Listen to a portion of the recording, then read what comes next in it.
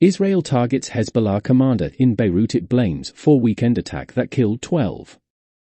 July 31, 2024. The Israeli military said Tuesday evening that it carried out an attack in Beirut targeting the Hezbollah commander it claimed was responsible for the airstrike that killed 12 children and teenagers playing on a football field over the weekend in the Golan Heights. A loud blast could be heard, and a plume of smoke could be seen rising above Beirut's southern suburbs, a stronghold of the Iranian-funded Hezbollah militants. The Hezbollah official said several buildings were damaged and authorities said 2 people were killed. Media reports in the Mideast identified the Hezbollah commander as Fuad Shukr, but his fate was not definitively known. The Saudi news source Al-Hadath reported that Shukr survived.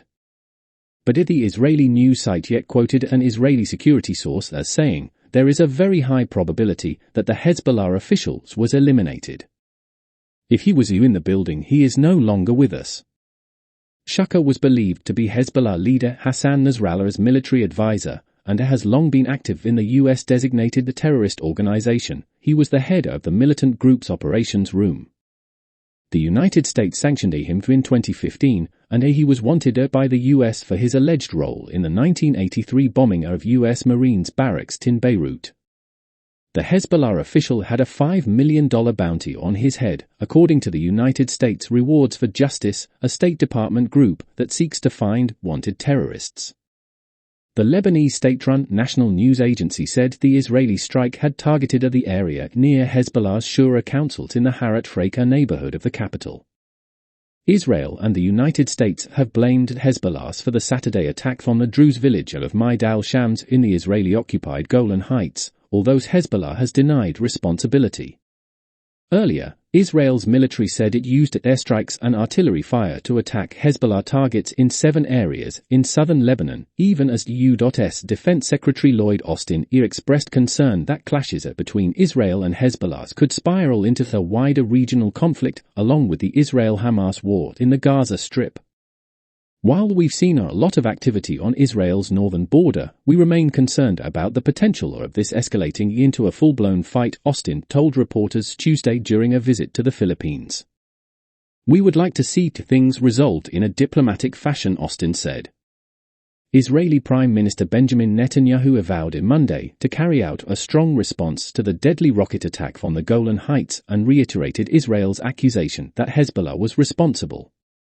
These children are our children, they are the children of all of us, Netanyahu said during a visit to the attack site. The state of Israel will not and cannot overlook this.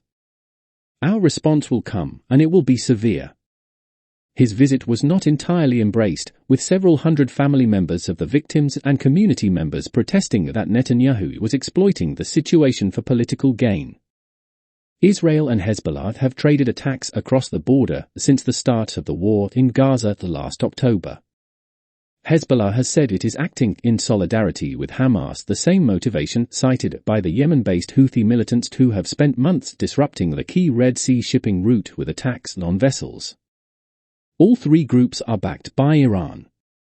Jonathan Ruher, Director of Foreign Policy at the Jewish Institute for National Security of America, told VOA that the potential for escalation between Israel and Hezbollah is the highest it has been since the Gaza war started.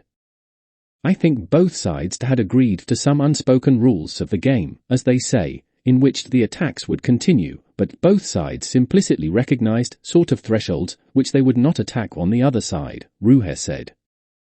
The United Nations and others have been working in recent days to try to reduce the tensions. White House National Security Council spokesman John Kirby told reporters Monday that the United States was confident about the prospect of avoiding a wider war. Nimrod Goran, senior fellow for Israeli affairs at the Middle East Institute, told VOA that prior efforts to de-escalate the Israel-Hezbollah situation were linked to the push to achieve a ceasefire in Gaza. But the ceasefire talks have stretched on for months without achieving an agreement.